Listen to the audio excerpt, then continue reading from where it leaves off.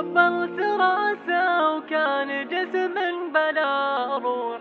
قبلت راسه وكان جسم بلا روح، وداعت الله يبيض القلب لا بأس. السلام عليكم ورحمة الله وبركاته. حياكم الله أيها الأحبة الكرام المشاهدين لهذا المنتج المرئي الذي أحببنا أن نحيي به ذكرى الجد عبد العزيز بن عبد الله بن سعد بن عبد الله الذياب، رحمة الله عليه وغفر الله له ولوالديه، والمعروف بالخرجي، وكان يعرف في فترة عمله في الإمارة بعزيز الخرجي. وكما ذكر لي العم فيصل جزاه الله خير، قال لي بأن هذا اسم مشهور في نجد، في الدلم وفي الرياض، وما فيه أي استنقاص، بل أنه الفترة اللي عمل فيها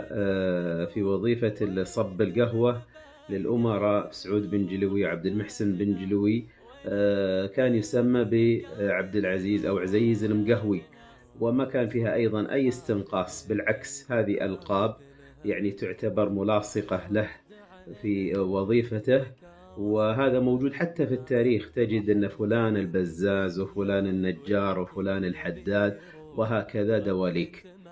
عبد العزيز بن عبد الله بن سعد بن عبد الله الذياب، هذا هو اسم الجد عبد العزيز رحمة الله عليه، وله مجموعة من الإخوة الأشقاء ومجموعة من الإخوة من الأب. أما إخوانه الأشقاء، وأنا أحببت أن أبدأ بهذا في بداية هذا المنتج حتى يكون كالتعريف له، فإخوانه الأشقاء فهو أكبرهم وأخوه الثاني علي بن عبد الله بن سعد بن عبد الله الذياب، وأخوه الثاني الشقيق صالح بن عبد الله بن سعد بن عبد الله الذياب، وله أختان شقيقتان، الأخت العمة سارة والعمة فاطمة. هؤلاء أشقاء، أمهم شيخة بنت سعيد الذياب ووالدهم كما تقدم. أما إخوانه من والده فهم ناصر بن عبد الله بن سعد بن عبد الله الذياب، وأخوه محمد بن عبد الله بن سعد الذياب، وأختهم كذلك شيخة، وأختهم حصة. هؤلاء أشقاء من جهة الأم والأب. أما مع الجد عبد العزيز والبقية إخوة فهم إخوة له من أب، كما ذكر ذلك في دليل عائلة الذياب. قبلت راسه وكان جسم بلا روح. قبلت راسه وكان جسم بلا روح، وداعت الله يبيض القلب لا بأس. خلني مع الذكرى أسابقها بالنوح، ودموع عيني تطعن الخد كالفاس. قبلت راسه وكان جسم بلا روح، وداعت الله يبيض القلب لا باس. خلني مع الذكرى أسابقها بالنوح، ودموع عيني ما في ركن أو غرفة في البيت ما تذكرني بالوالدين رحمة الله عليهم. الحين احنا في الملحق الشتوي، وبنيت هذا الكمار اللي يحتوي على العديد من الدلال القهوة والعديد من أباريق الشاي، اللي كان رحمة الله عليه يعمل فيهم القهوة والشاي لتقديمهم أثناء عمله في أماكن المنطقة الشرقية، لكل من سمو الأمير سعود بن جلوي رحمة الله عليه، وسمو الأمير عبد المحسن بن جلوي رحمة الله عليهم جميعا، أبناء المغفور له بإذن الله تعالى الأمير سمو الأمير عبد الله بن جلوي. وبالنسبة للذكرى الباقية عندي من الوالدة، ماكينة القهوة اللي كانت تطحن فيها القهوة في ذلك العصر، حيث لا يوجد أدوات كهربائية في وقتها، فكانت تطحن القهوة فيها، وكذلك تحمس القهوة في المحماس وتولع الضوء وتنفخ عليهم بالمنفاخ عشان الإسراع في إشعال النار.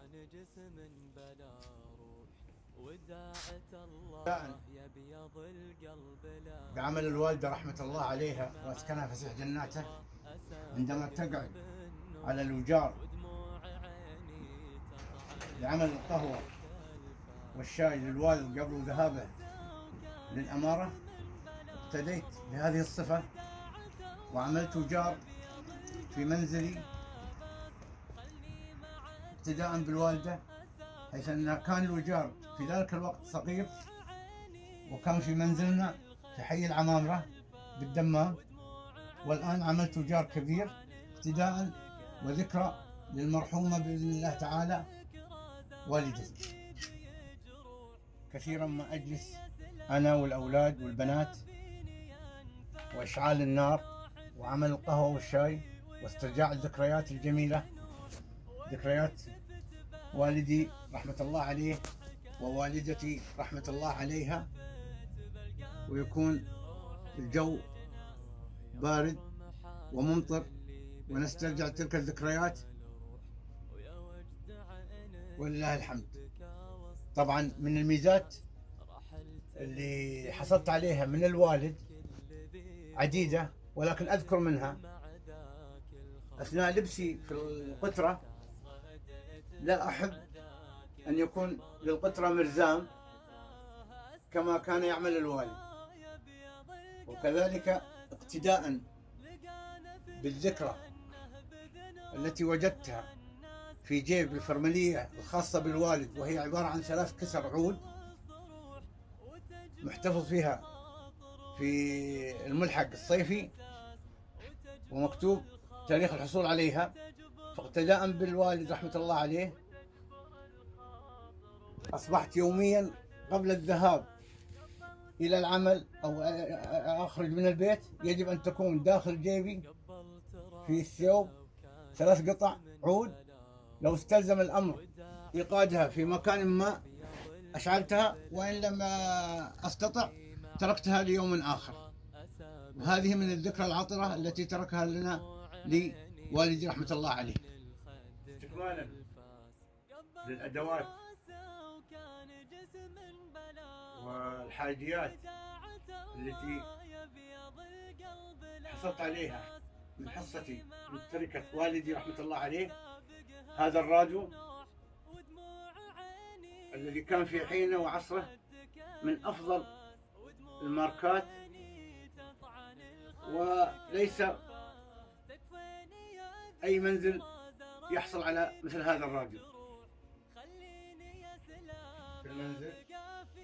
واللي حل جدران هذا المجلس الصورة أو الصور المعلقة فيه للمرحوم بإذن الله تعالى عبد العزيز بن عبد الله بن سعد الذياب، الملقب بعزيز الخرجي، وهذا اللقب محبب إلى قلبه لأنها كان يدعى بهذا الاسم أثناء عمله في أماكن المنطقة الشرقية، وكان يلقب أيضا بالمقهوي لأنه كان المقهوي الخاص للأمير سعود بن جلوي رحمة الله عليه والأمير عبد المحسن بن جلوي رحمة الله عليه، وهذا اللقب محبب إلى قلبه كثير جدا.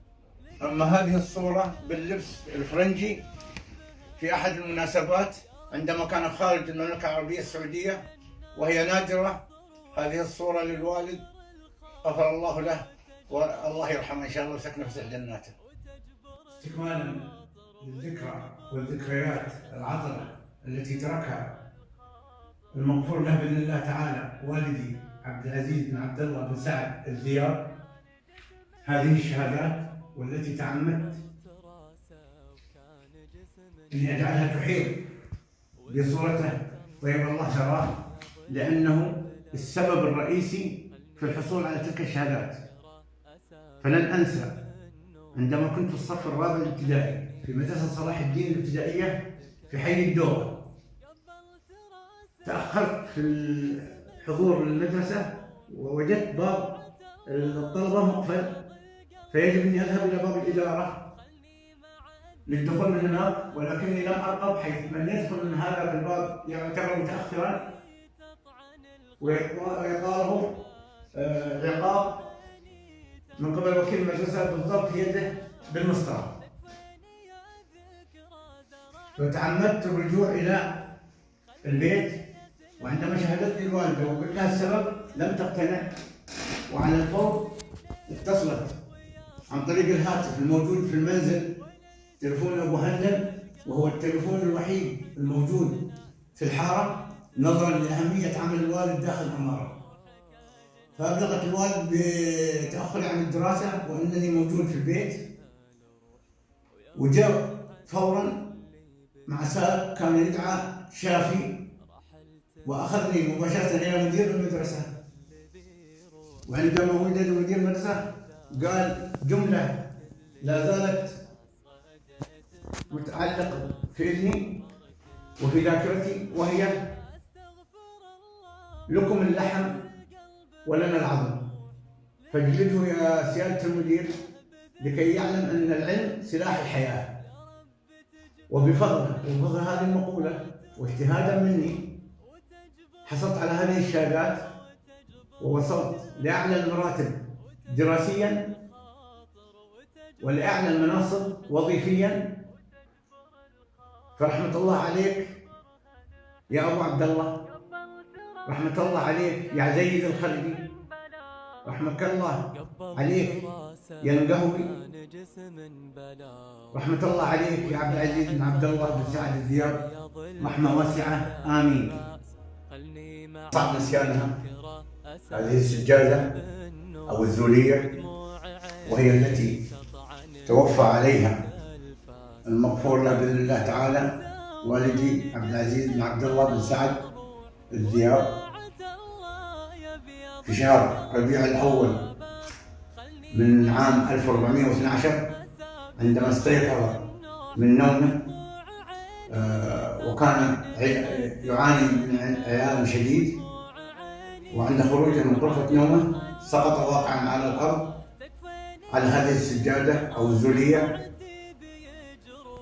وانتقل إلى رحمة ربه في ذلك اليوم. يا نوح في ليلي ويا صبح بتنوح، ونلتفت بلقى مثل روحك أجناس، ونلتفت. الجد عبد العزيز يعني رحلة عجيبة، بدأت من الدلم مسقط رأسه وولادته، ثم انتقل بعد ذلك إلى الرياض، ثم بعد ذلك إلى الأحساء، ثم بعد ذلك إلى الدمام.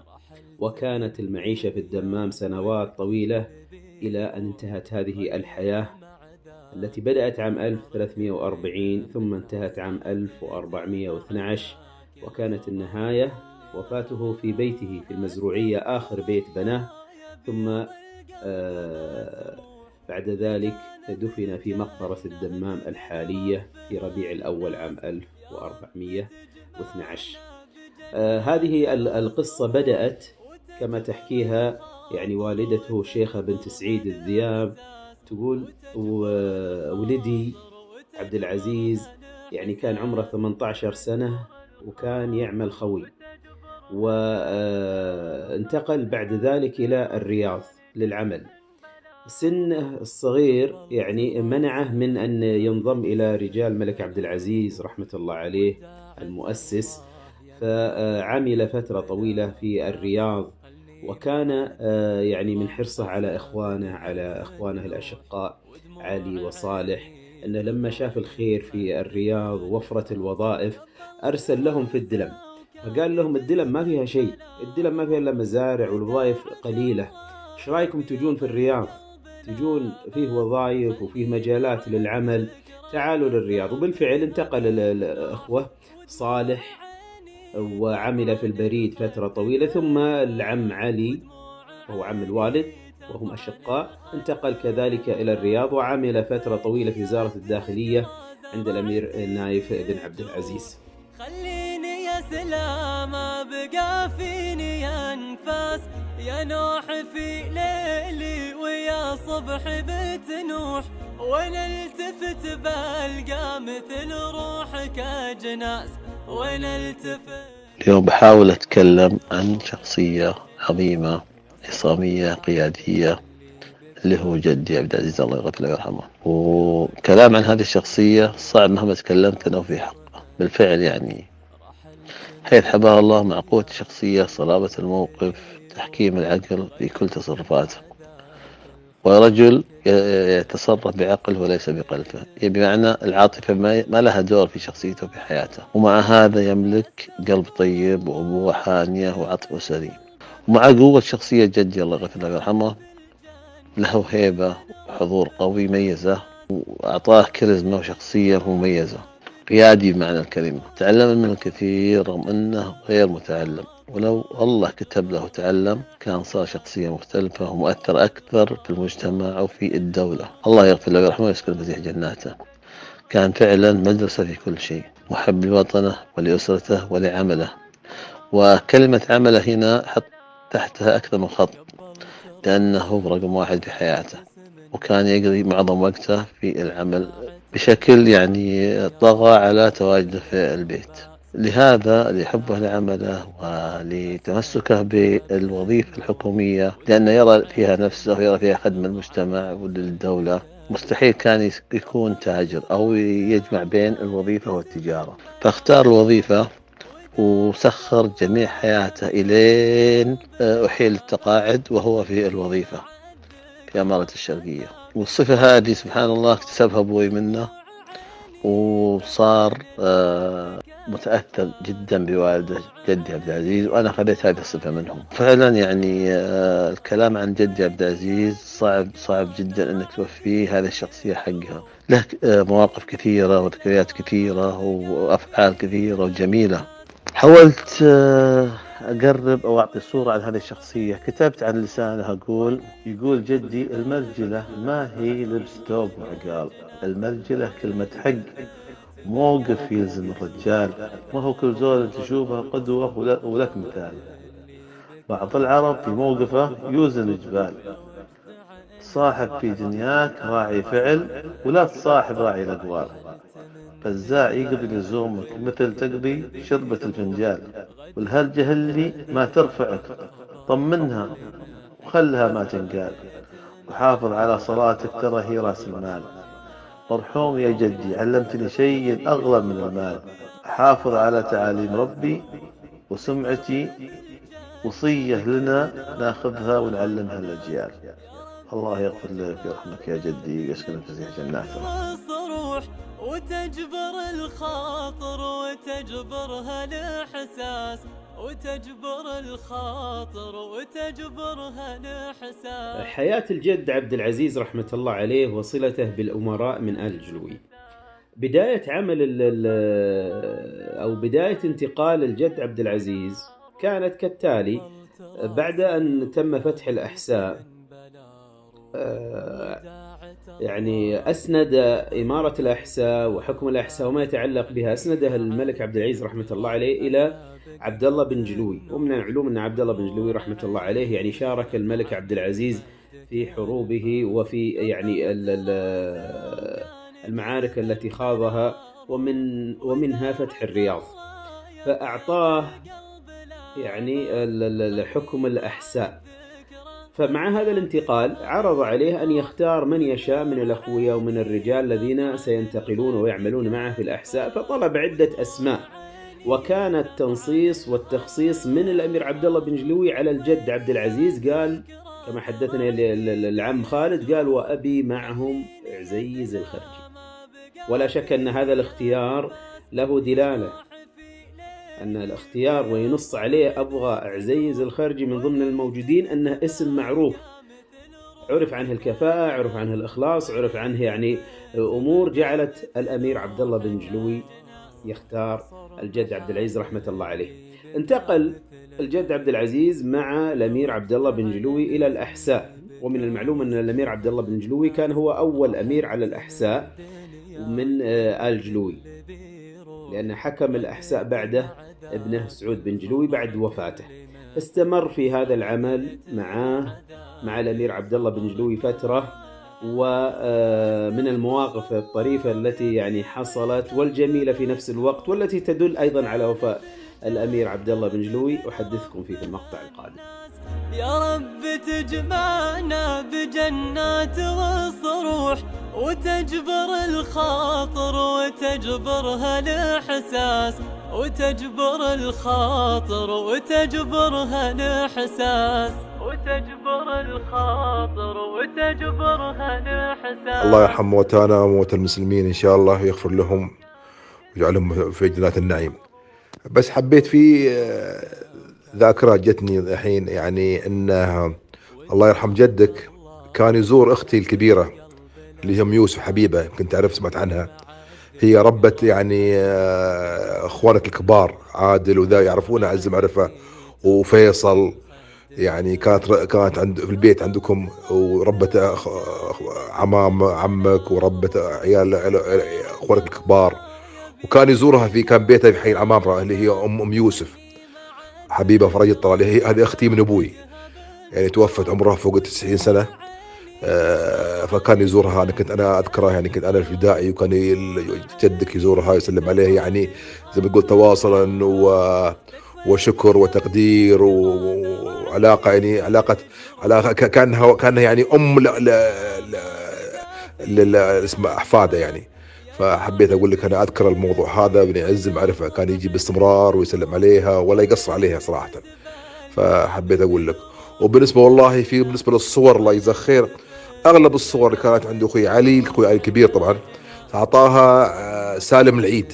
سالم العيد هو من اخويا سالم العيد اعطاه عند ولده عيد الكبير اللي عنده الصور هذه، واعطاها اياه من زمان. اعطاه صور كثيرة يعني فيها والدي وكذا من الاخويا اللي توفى الله يرحمهم. بس حبيت اذكرك ويعطيك العافية، جزاك الله خير يا اخوي محمد، ونتقابل عن قريب باذن الله سبحانه وتعالى. صبر كلنا استغفر الله يا بيض القلب. الجد عبد العزيز يتزوج ب80 ريال.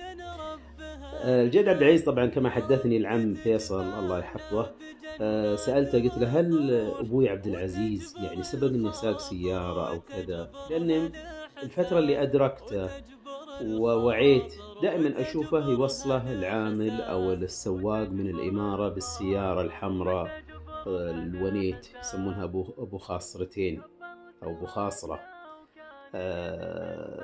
فقال لي أبدا أبوي ما عرفنا عنه أنه ساق سيارة. خلال فترة ذهابه للإمارة في الأحساء وتنقله كان السايق يعني عرف من الجد عبد العزيز رحمة الله عليه النخوة والشهامة ورجل شاب في بداية حياته.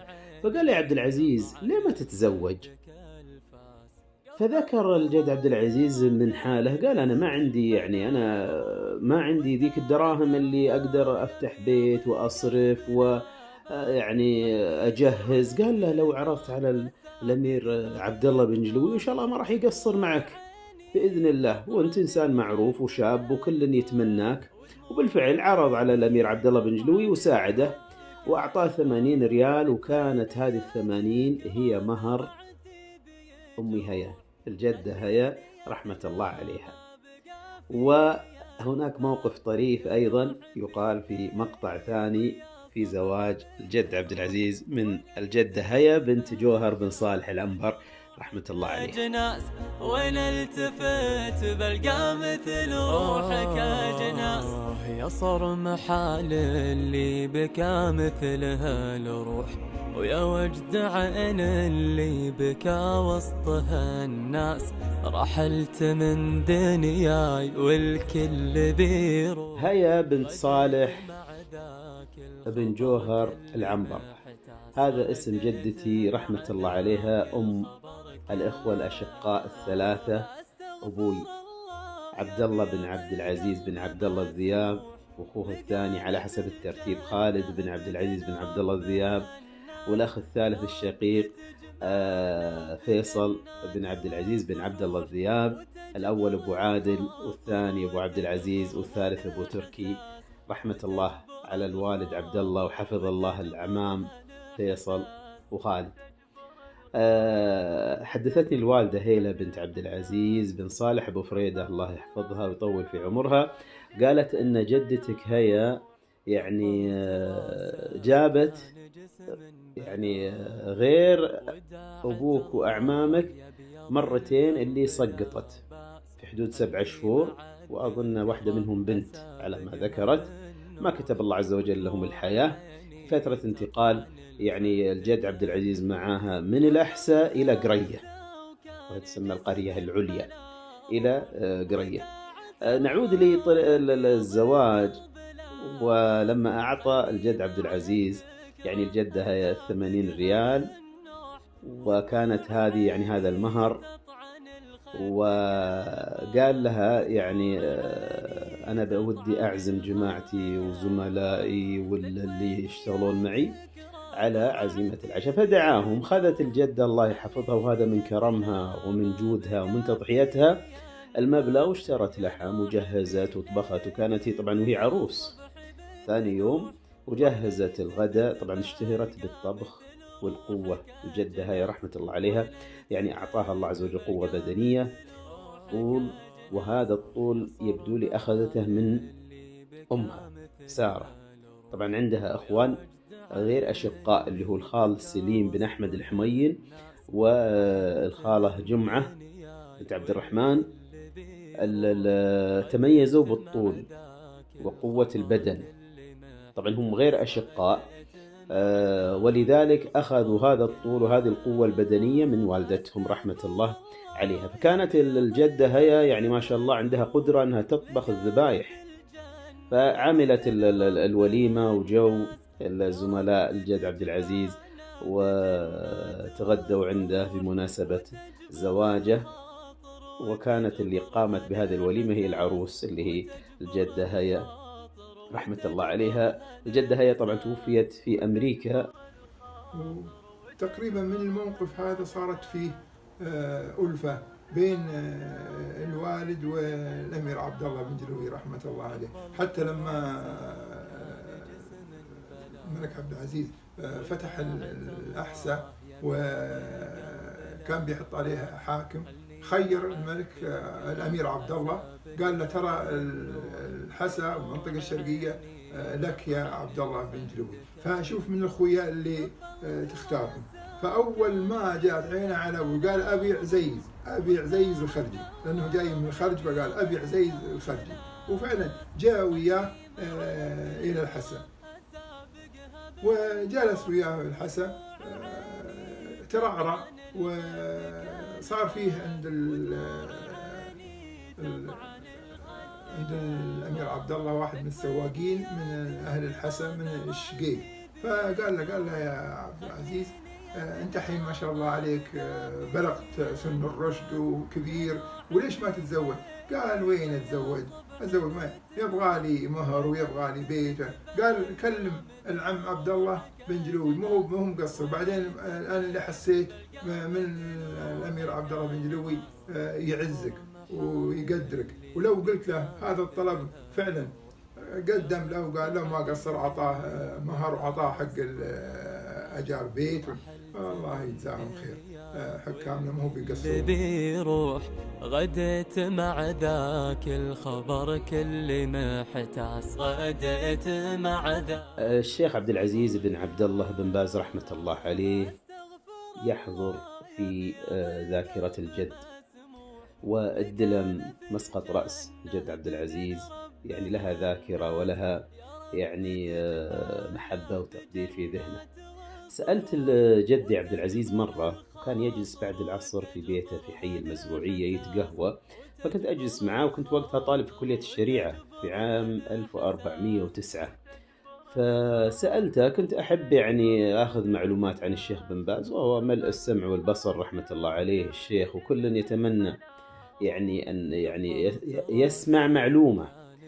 فذكر لي معلومة عجيبة. طبعا الجد عبد العزيز كان في الدلم، والشيخ عبد العزيز بن باز رحمة الله عليه أول وظائفه عين قاضي الدلم عام 1357 وجلس فيها 14 سنة إلى عام 1357 إلى 1370. الفترة دي كان جدي يعمل في المحكمة عند الشيخ عبد العزيز بن باز في الحراسة خوي، وكان يذكر لي جدي رحمة الله عليه يعني الأسماء اللي كانوا موجودين في الدراسة. قال كانوا يدرسون عند الشيخ في المحكمة، ويدرسون عنده في المسجد، يدرسون عنده في المسجد، ويدرسون في بيته. المحكمة كان يمارس يعني القضاء بين الناس المتخاصمين. فيقول يعني كنت واقف على عند الشيخ في الحراسة، وكان من ضمن الأشخاص الشيخ محمد بن زيد آل سليمان اللي أصبح بعد ذلك رئيس محاكم الشرقية، ومحمد بن سليمان آل سليمان رئيس جمعية تحفيظ القرآن وأحد المؤسسين ورئيس المحكمة المستعجلة في وقته رحمة الله عليه، وذكر شخص ثالث. العجيب أن هذه المعلومات كلها وجدتها في كتاب موثقة لشخص يقال له البراك، الطلاب الذين درسوا على الشيخ عبد العزيز بن باز رحمة الله عليه في الدلم.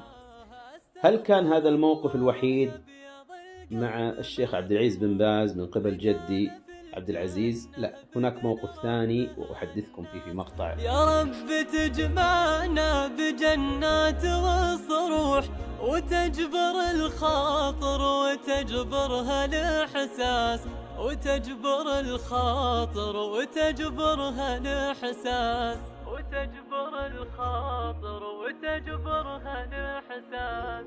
قبلت راسه وكان جسم بلا روح، قبلت راسه وكان جسم بلا روح، وداعت الله يا بيض القلب لا بأس، خلني مع الذكرى أسابقها بالنوح، ودموع عيني تطعن الخد كالفاس. قبلت راسه وكان جسم بلا روح، وداعت الله يا بيض القلب لا باس، خلني مع. الموقف الثاني الذي حدثني فيه جدي عبد العزيز رحمة الله عليه عن الشيخ عبد العزيز بن باز، سألته مرة قلت له هل زار الشيخ عبد العزيز بن باز الشرقية والدمام على وجه الخصوص؟ قال نعم.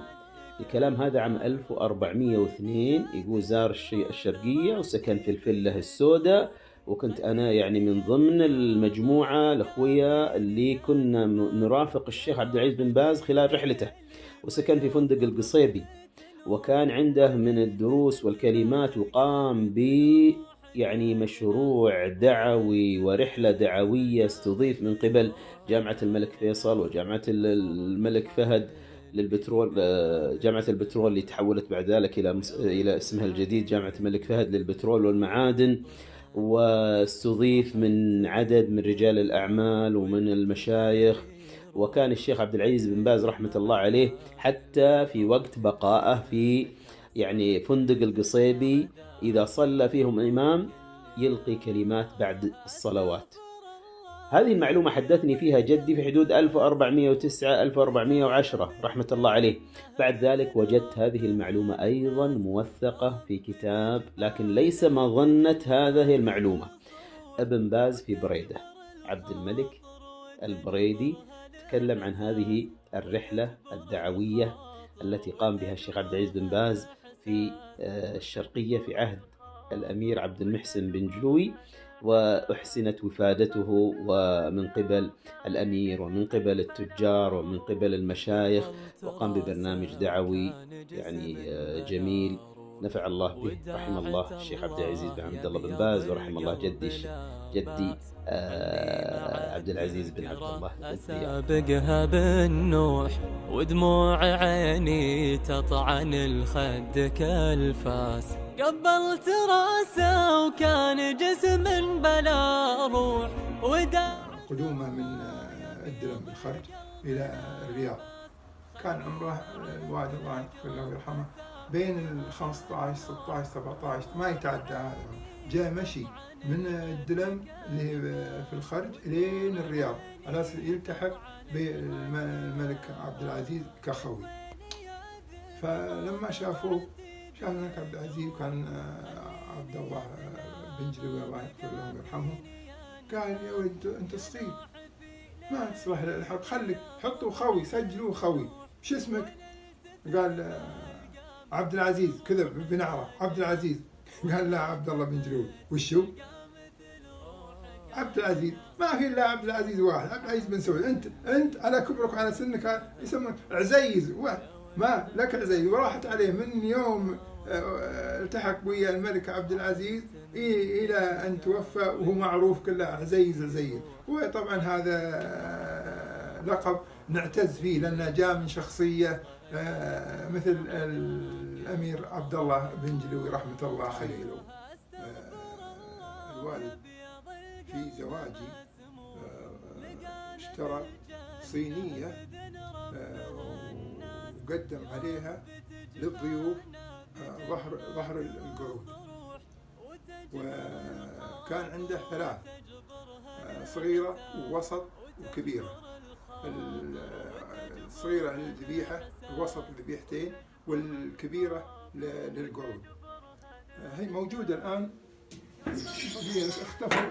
هذه السنين اللي كنت أتكلم عنها، هذه الصغيرة، هذه اللي تشيل ذبيحة. في أكبر منها تشيل ذبيحتين. الكبيرة اللي حطها في زواجي، حط عليها القعود، هذه كبيرة، وكانت هي الوحيدة اللي موجودة في الدمام، ما في أحد عنده هذه السنين، لدرجة أن مطعم المنتزه كان يرسل، الله يرحمه المسؤول عنه أبو محمد، المسؤول عن مطعم المنتزه، كان يرسل السواقين إذا جاءته عزيمة فيها قعود، كان يرسلهم لي إلى البيت وياخذ هذه الصينية. استكمالا لما بدأه الأخ فيصل عن الميزات اللي كان يتميز فيها الوالد رحمة الله عليه، نفس الملحق اللي كان موجود عند الأخ فيصل، نفس الديزاين مقتبس من الاثنين، لأنه يذكرنا بالوالد رحمة الله عليه. من الصفات الصفات اللي يتميز فيها الوالد زي ما ذكر الأخ فيصل. في حادثة أبغى أذكرها لطيبة الوالد رحمة الله عليه. في مرة من المرات حصل حادث للسواق الهندي اللي كان عند الوالد، وتصادم وصار له حادث مع واحد سوداني، فراح المرور فاستدعوا الوالد. جاء عند الوالد وسلم عليهم كلهم، خير إن شاء الله. الضابط قال ما شاء الله عبد العزيز، أنت عبد العزيز الذياب؟ قال وش يقرب لك خالد؟ يعني ما أدري وش الهدف من السؤال، جاءت مصادفة. قال لا يكون ولدي يدرسه. قال لا، ولدك درسني في الابتدائي، لكن مو بهذا القصد. قال طيب من المخطي الحين، سواقي ولا السوداني؟ قال لا السوداني هو اللي مخطي. قال والله أجل تدري، إذا عليه شيء، إذا له شيء عندنا بنعطيه إياه. قال لا، ما يطالبكم بشيء. آخر مرحلة من مراحل الجد عبد العزيز بن عبد الله بن سعد بن عبد الله الذياب رحمة الله عليه كانت الدمام، مرحلة العملية، وكانت آخرها في العمل في نفس الوظيفة رئيس خويا الإمارة، وكانت في عهد الأمير محمد بن فهد بن عبد العزيز، والذي عمل معه من عام 1408 بعد وفاة الأمير عبد المحسن بن الجلوي إلى وفاة الجد عبد العزيز عام 1412، وهي أقصر المدد التي عملها مع الأمراء في حياته المديدة الطويلة رحمة الله عليه. في أحد الأيام في ربيع الأول عام 1412 تفاجأت أن الوالدة أم عاد الهيلة بنت عبد العزيز بن صالح أبو فريدة الله يحفظها ويطول في عمرها على الطاعة، يعني تصحيني، ما كان عندي وقتها دراسة ولا، تصحيني وتقول لي محمد اصحى روح بيت جدك ضروري. استغربت، إيش السبب؟ فقالت روح بس بتحصل هناك أبوك وكذا.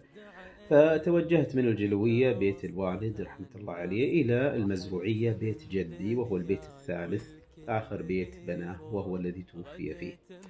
فدخلت البيت، باب خارجي مفتوح، مجلس، وجدت الوالد أبو عادل عبد الله موجود وكئيب وحزين، وجدت العم خالد، العم فيصل، والجار اللي ساعد يعني في نقله أحمد داود ولا زال في نفس البيت الله يجزاه خير. فعرفت أن جدي عبد العزيز توفي رحمة الله عليه. طبعا مكان الوفاة كانت في الموزع اللي بين الغرفة ودورة المياه أجلكم الله. فكان يحاول يخرج من الغرفة ووقع في ذلك المكان في الموزع، وكان على سجادة. ويعني ذكر هذا الموقف العم فيصل في أحد المقاطع إنها مرت عليكم أو ستمر بعد هذا المقطع. وكان يحتفظ حتى بهذه السجادة اللي كان لها ذكرى أنها آخر ما حوت جسد والده رحمة الله عليه في هذه الدنيا قبل أن يدفن. الله يبيض القلب لا باس، خلني مع الذكرى أسابقها بالنوح، ودموع عيني تطعن الخد كالفاس، ودموع عيني تطعن الخد. ما يتعلق بالصلاة، اختيار المسجد والدفن، طبعا تم غسل الجد عبد العزيز رحمة الله عليه في مسجد الشيخ عيسى الواقع على شارع المستشفى، هو معروف كان بالصلاة على الجنائز. لكن لصغر المسجد أحببنا أنه يكون في مكان ثاني. توجهت إلى معهد الدمام العلمي، وطلبت من الشيخ عصام بن عبد المحسن الحميدان جزاه الله خير أن يأذن لنا بأن تنقل الجنازة ويصلى عليها في جامع السالم، وهو الجامع الذي كان يؤم المصلين فيه الشيخ عصام بن عبد المحسن الحميدان في ذلك الوقت. وافق الشيخ جزاه الله خير، ونقلنا الجنازة من مسجد الشيخ عيسى قبل الظهر إلى جامع السالم في حي 71 في هذا اسمه في ذلك الوقت. وتمت صلاة العصر، ثم تقدم الشيخ عصام وصلى عليه صلاة الجنازة. بعد ذلك تم نقل الجنازة بالإسعاف، وكان يعني العم فيصل رحمة الله عليه وأنا وشخص معنا ما أذكر الآن هل هو العم خالد أو الوالد. انتقلنا إلى مقبرة الدمام الحالية، ودفن فيها الجد عبد العزيز رحمة الله عليه. والعم خالد يعرف القبر بالتحديد يعني في حسب ما ذكر لي، ولعلي أذكره إن شاء الله بالضبط المربع والخط الذي فيه ورقم القبر. مع الذكرى أسابقها بالنوح، ودموع عيني تطعن الخد كالفاس. قبلت راسه وكان جسم بلا روح، وداعت الله يبيض القلب لا باس، خلني مع الذكرى أسابقها بالنوح، ودموع عيني تطعن الخد كالفاس، ودموع عيني تطعن الخد كالفاس. تكفيني يا ذكرى زرعتي بي جروح، خلي